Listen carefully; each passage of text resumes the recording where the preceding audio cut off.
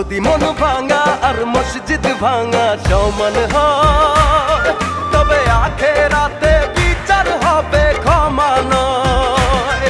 যদি মন ভাঙা আর মসজিদ ভাঙা সমান হয়, তবে আখেরাতে বিচার হবে ক্ষমা নয়।